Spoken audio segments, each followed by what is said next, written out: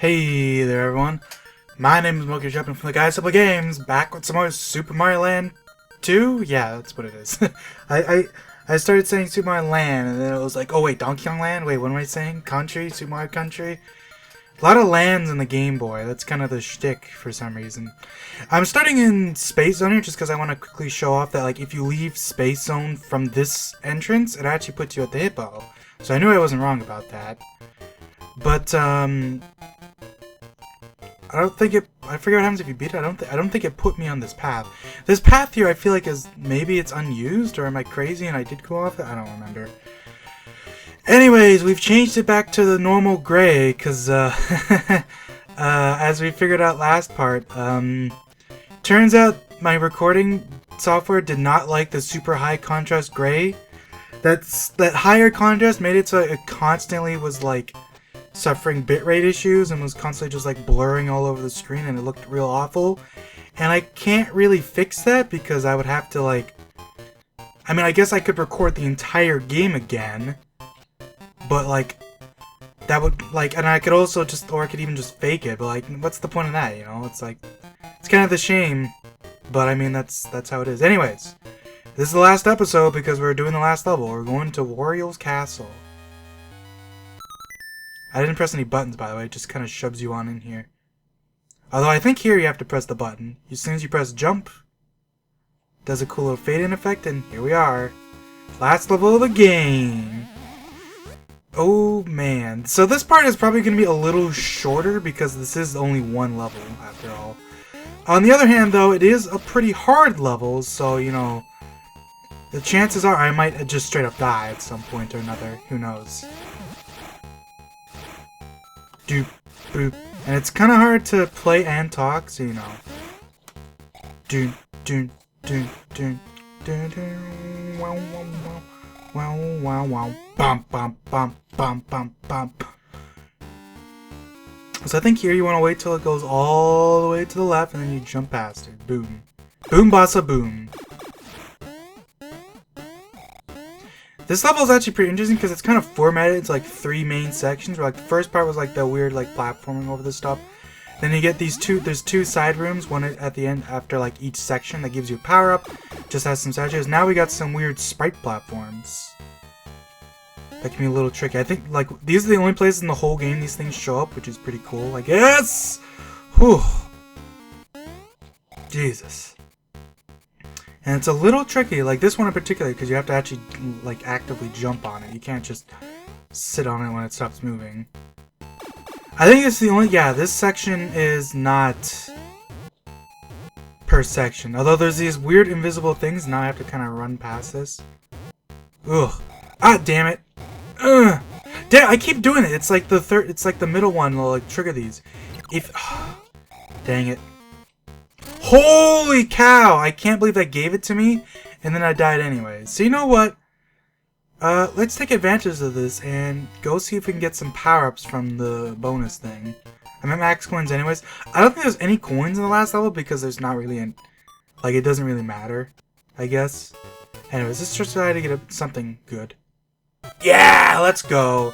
Pretty much best case scenario, because in case you couldn't tell, there aren't any actual, like, enemies to kill. Or defeat, or whatever you want to say in the last level. It's just nothing but castle traps. Like, it's very much a design in the style of a typical Mario castle. So, now that we have bunny ears, this is going to be a hell of a lot easier. They even give you a fire flower instead of a bunny ear, because they're mean. Whoa. Bum, bum, bum, up. But yeah, it is so helpful. Ugh, because you can just fly over this part too. It's so much easier with the bunny ears, you have no idea. Bunny ears, like... it's just, like, not even comparable, having the bunny ears, because, like, you don't even have to try. You just kind of plop yourself around. Of course, inevitably, you can also lose the bunny ears, and then it becomes hard again. So you do have to be careful about that. I don't think this level ever gives you bunny ears either. I think it always tries to give you a fire flower. Fire flower, no, now I think about it, there is one point that it's useful. Right near the end. Well, obviously, it is actually useful for Wario himself. Because he can, you know, take fire flower shots. Alright, so this time we're gonna actually avoid the things, the little traps. It's such a beginner's trap, literally, because if you know that those blocks are there, like, it's very much like you're not gonna die to it again. This is another case, like, look at this, like, this part's supposed to be like a bunch of one-tile jumps, but it's like, who cares about that? I got bunny ears, you know? Alright, here's our second little gap.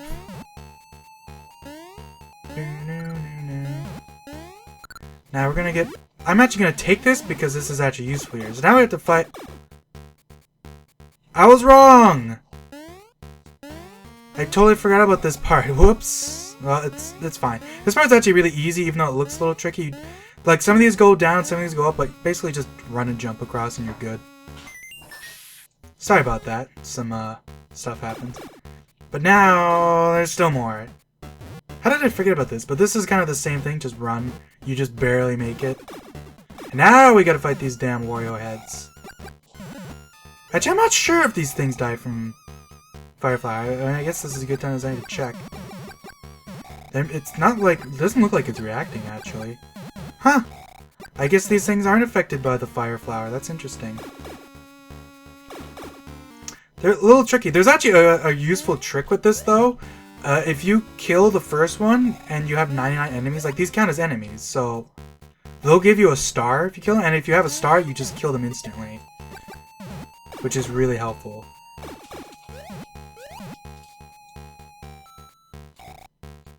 If that wasn't obvious.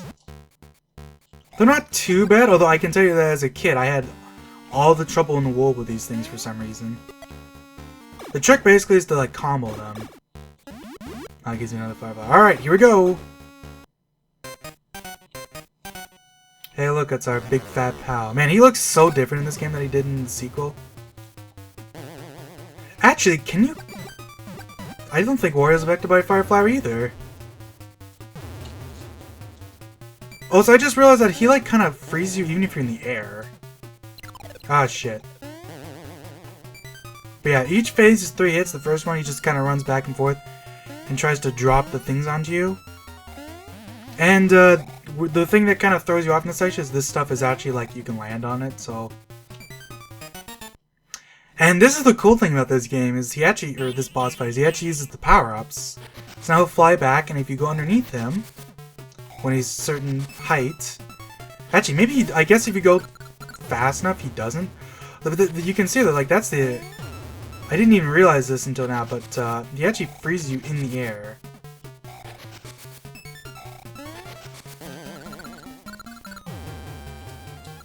And that's actually kind of throws you off, because it makes it hard. You have to, like, know it's coming. But, if you're good enough, you know, easy peasy. Gives you a power, like, one more mushroom, and here you go. Gets a Fire Flower, baby! Gets the little feather, and he shoots out a huge-ass fireball. And he jumps still, because of course he does. This part's actually not that bad, because even though he jumps, like, he doesn't freeze you ever. Whoa! He is not supposed to go that low. What the heck? He, like, phased through the floor. That is something I've never seen before. It all played out normally. That was really strange. Figures.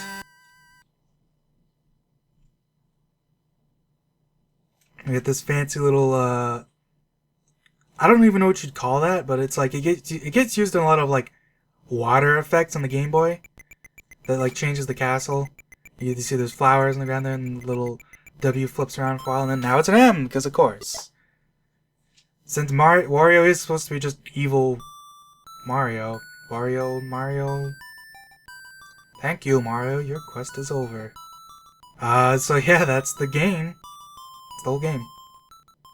I mean, the Wario boss fight isn't really that hard, but it's like, it's one of those things, it's like, it's a really cool concept. Like, if you really think about it, they didn't do this again until, like, what? Like, Super Mario 3D Land, I think? Where Bowser can use his Tanuki Leaf?